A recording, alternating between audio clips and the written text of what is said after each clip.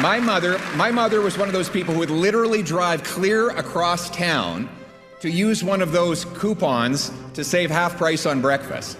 And my dad would have me up at 5 in the morning to deliver newspapers. We weren't rich, but life was good. That was the deal.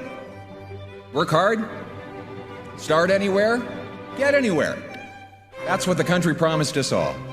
A hopeful life, a safe home, a full table, a family you love, a flag that united.